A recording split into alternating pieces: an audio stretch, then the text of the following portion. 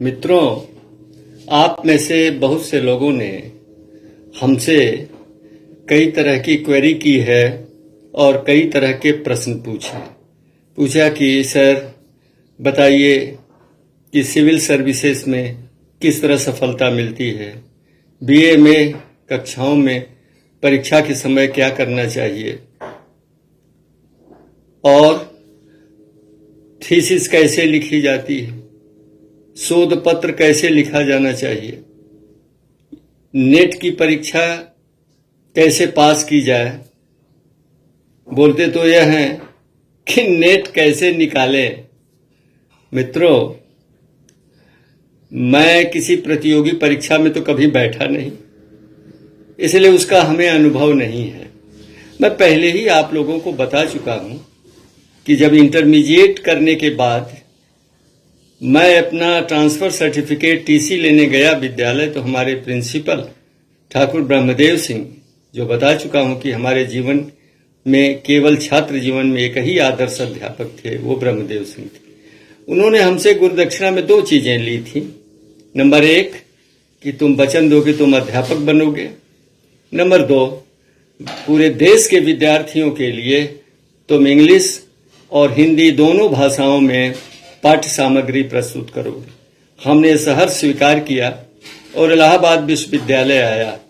आप सभी लोगों को पता होगा कि 60s में और 70s में, खास करके 60s माने 60 से 70 के दशक में या उससे पहले, इलाहाबाद को आईएएस की खान कहा जाता था। यानी देश के 60-70% आईएएस केवल इलाहाबाद विश्वविद्यालय से हुआ करते थे, क्योंकि उन दिनों इंग्लिश मीडियम में पढ़ाई होती थी। उड़ीसा से, आसाम से, नॉर्थ ईस्ट से, साउथ से स्टूडेंट्स, विद्यार्थी इलाहाबाद विश्वविद्यालय पढ़ने आते थे और इस तरह से सिविल सर्विसेज में उत्तीर्ण होने का प्रतिशत सर्वाधिक हुआ करता था। लेकिन चूंकि हमारे गुरुजी ने हमसे गुरुदक्षिणा मांगी थी, इसलिए मैं जब विश्वविद्यालय में आया और हॉस्टल जीएन झा हॉस्टल में रहता था, तो जब हमारे साथियों को पता चला कि मैं तो अध्यापक बनना चाहता हूं, जबकि हॉस्टल के सभी लड़के क्लास 1 क्लास 2 में सेलेक्ट हो जाते थे, तो हमसे जो है गाली गलौज करते थे सब। और आप जानते हैं मित्र मंडली में सब चलता है और अच्छा भी लगता है। कहें अम्मा यार, तुम जो है मुदर्रिस बनना चाहते हो? हमने कहा हाँ जी। हमारे गुरुजी ने कहा हो सकता है इसमें कोई उनकी बहुत बड़ी एक से कामना छिपी हो, या हमारे बहुत बड़ा इसमें उद्देश्य में हम प्राप्त करने वाला हूं मैं, तभी तो सोच समझ के कहा होगा उन्होंने। तो मैं अपने अनुभव के आधार पर ही आपको कुछ बता पाऊंगा कि मैं कैसे अध्ययन करता था। मेरे अध्ययन करने की प्रणाली ग्रेजुएशन और पोस्ट ग्रेजुएशन में इस तरह की थी कि मैं पहले पुस्तकें जाके शॉप पर से कई पुस्तकें देख करके एक पर्चे के लिए उनमें से एक सेलेक्ट करता था जो हमें अच्छी लगती थी। हम टीचर्स के द्वारा बताई हुई पुस्तकों पर ध्यान नहीं देते थे, हम स्वयं सेलेक्ट करते थे देख देख के उनके कंटेंट को, उनके अंदर के मैटर को। और फिर मेरे सामने सिलेबस होता था, यानी कोर्स प्रिस्क्राइब्ड जो होता था। तो सिलेबस में जो टॉपिक्स दिए होते थे उनको मैं बहुत ध्यान पूर्वक पढ़ता था और उसके अनुसार हम पुस्तक में विषय सूची में उन टॉपिक्स को टिक कर देता था। ऐसे ही अब किसी पेपर की पहली पुस्तक मैंने उठाई और एक अध्याय को पढ़ा, बहुत ध्यान पूर्वक, ध्यान लगा के मस्तिष्क को केंद्रित करके पढ़ा उसे। अब पढ़ने के बाद नीचे एक तारीख डाल देते थे, तारीख और महीना, और एक टिक लगा दिया, माने इस अध्याय को मैंने एक बार पढ़ा। हमारी पुरानी पुस्तकें जो उस समय की हैं उनमें आप पाएंगे हर चैप्टर के अंत में 7-8 आपको इस तरह से डेट पड़ी होगी, 7-8 बार टिक लगा होगा, 7-8 बार टिक लगा होगा, मतलब कि उस अमुक अध्याय को मैंने 7 से 8 बार पढ़ा है। ये जानने से फायदा क्या होता? बार बार पढ़ने से वही कहावत चरितार्थ होती है, रसरी आवत जात ते सिल पर परत निशान। बार बार उसको पढ़ने से वो पूरी चीजें याद हो जाती हैं। ये मस्तिष्क रूपी कंप्यूटर में कैद हो जाती हैं। और परीक्षा से 1-2 महीना पहले मैं उनकी नोट्स तैयार करता था, और ये नोट्स जो है हमें परीक्षा के समय बड़ी उपयोगी होती थी। तो मैं भी आपको यही सलाह दूंगा कि आप चाहे सिविल सर्विस में की तैयारी कर रहे हैं, या प्रोविंशियल सर्विस की तैयारी कर रहे हैं, या बीए, एमए, बीएससी, एमएससी की तैयारी कर रहे हैं, ये मेरे अनुभव को अगर आप क्रियान्वित करेंगे तो आपको बहुत फायदा होगा। जैसे सिविल सर्विसेज का आप सिलेबस उठाइए और उसके अनुसार अपने टॉपिक्स को सुनिश्चित कीजिए और उसके अनुसार अपनी पढ़ाई प्रारंभ कीजिए, और पुस्तकों का चयन आप स्वयं करिए। ये जो आपको मदद मिलेगी, विभिन्न चैनल्स पर रिव्यू होती हैं पुस्तकों का, उनका रिव्यू किया जाता है, उसके आधार पर आपके टीचर बताते होंगे, आपके बड़े साथी बताते होंगे, वो किताब का चयन करके सिलेबस पर ध्यान केंद्रित करके आप अध्ययन करें। सिलेबस में देखिए बहुत सा रहस्य छिपा हुआ होता है। जैसे एक उदाहरण हम बताएं आपको कि एक चैप्टर दिया हुआ, एक टॉपिक दिया हुआ है साइकिल ऑफ इरोजन, अपर्दन चक्र। अब अगर आप अपर्दन चक्र को केवल डेविस और पेंक से ही सीमित रखते हैं तब धोखा खा जाएंगे, क्योंकि साइकिल ऑफ इरोजन अगर दिया गया है तो marine cycle of erosion, glacial cycle of erosion, periglacial cycle of erosion, fluvial cycle of erosion, karst cycle of erosion, aeolian cycle of erosion पर भी सवाल पूछा जा सकता है। तो इस तरह से आप सिलेबस पर पूरा ध्यान रखेंगे और उसके अनुसार आप तैयारी करेंगे।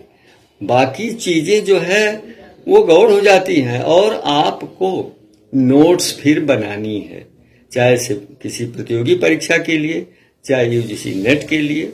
और दूसरी बात ये ध्यान देने योग्य है कि जो सवाल पूछा जाता है, सवाल में जो प्रश्न पूछा, वो प्रश्न को भी पढ़िए गौर से। जितनी उसकी मांग है उतना ही लिखिए।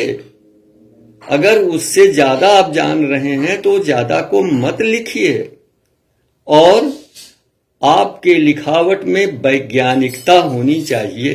वैज्ञानिकता का मतलब होता है विश्लेषणात्मक, एनालिटिकल अप्रोच होना चाहिए। यही कारण है कि देखिए भूगोल से एमए, एमएससी किए हुए लोग सिविल सर्विसेज में कम सेलेक्ट होते हैं, और नॉन ज्योग्राफी के जो कैंडिडेट्स हैं, खास करके साइंस विज्ञान वर्ग के, इंजीनियरिंग के, मेडिकल के, वो ज्यादा सेलेक्ट हो रहे हैं। क्यों? क्योंकि उनकी अप्रोच वैज्ञानिक होती है।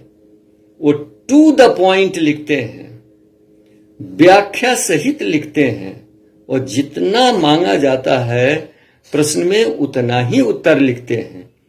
ये आपको विदित होगा कि सिविल सर्विसेज में इस समय ज्योग्राफी मोस्ट पॉपुलर विषय है, सबसे ज्यादा स्कोरिंग है, सबसे ज्यादा लोग इसे ऑप्ट करते हैं। तो अगर आप, कई लोगों ने जो आईएएस में सेलेक्ट हो गए हैं, उन्होंने जो अपना इंटरव्यू दिया हुआ है उसमें भी यही बात कही है कि सिलेबस को पहले आप जो है ध्यान पूर्वक पढ़िए, और 10-12 वर्षों का प्रश्न पत्र, क्वेश्चन पेपर आप इकट्ठा कीजिए और देखिए कि किस प्रश्न पर कितना बार प्रश्न पूछा गया है, उन पर आप ध्यान ज्यादा दीजिए। देखिए जब मैं विद्यार्थी था तो मैं 3 श्रेणी में, 3 कैटेगरी से तैयारी करता था, अपने नोट्स बनाता था। नंबर 1 कैटेगरी में वे टॉपिक्स आते थे कि जिसपे प्रश्न अगर आ जाएगा तो हम 70 से 80% नंबर पाएंगे। दूसरी कैटेगरी होती थी 60 से 70% वाली, और तीसरी कैटेगरी होती थी 50 से 60% वाली। और 50-60 में सिलेबस का कोई भी टॉपिक मैं नहीं छोड़ता, पूरा तैयार करता। अगर 3 प्रश्न भी मेरे फर्स्ट कैटेगरी के आ गए 5 में से, तो जानिए 75% नंबर से ज्यादा आएगा, कम नहीं आएगा। और देखिए यही हुआ मेरे साथ, जो बार बार पढ़ने की बात कर रहा हूं। एमए फाइनल में मैं 2 या 3 रीडिंग अपने सभी पेपर्स से संबंधित पुस्तकों के चैप्टर्स की कर डाली थी दशहरे तक। दिवाली में मैं अस्वस्थ पड़ा, मुझे प्लेयोरसिस हो गई, 3-4 महीने के लिए हमको बाहर जाना पड़ा। फरवरी एंड में मुझे अलाउ किया गया हॉस्टल में रहने के लिए, परीक्षा देने के लिए। मार्च में परीक्षा प्रारंभ होती है और मैं उस समय कोई नोट्स नहीं बना पाया था। सोच सोच करके प्रश्नों का उत्तर लिख रहा था और नतीजा ये हुआ कि जो मेरा और सेकंड पोजीशन होल्डर के बीच, मेरी फर्स्ट पोजीशन थी, 8 नंबर का अंतर था, एमए फाइनल में वो गैप बढ़ करके 43 नंबर हो गया और प्रथम श्रेणी और प्रथम स्थान के साथ मैंने एमए पास किया। तो वो जो पढ़ाई की थी मैंने पहले, जो अध्ययन किया चैप्टर्स का, देखिए काम आ गया हमारे। यही आप जो है अनुसरण आप करते हो, हमें नहीं जानते कि आपको कितना फायदा होगा, लेकिन जहां तक मेरा व्यक्तिगत अपना सवाल है, मैं यही करता रहा।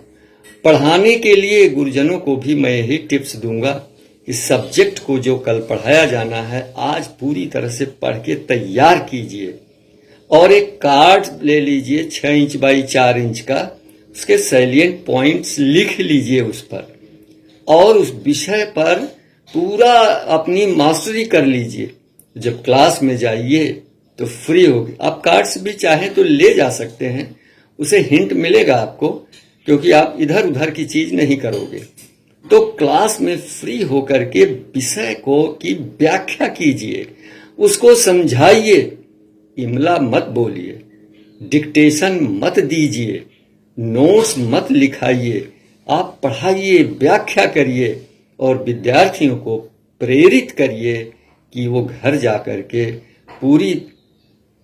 पूरे चैप्टर को पढ़ें और तुरंत एक नोट्स बना लें, वो जो क्लास में पढ़ा उसके आधार पर और जो चैप्टर में लिखा हुआ उसके आधार पर। ऐसे अगर आप फ्री होके पढ़ाएंगे, बहुत आनंद आएगा, बहुत अच्छा आपको लगेगा, जैसे मेरे को लगता था।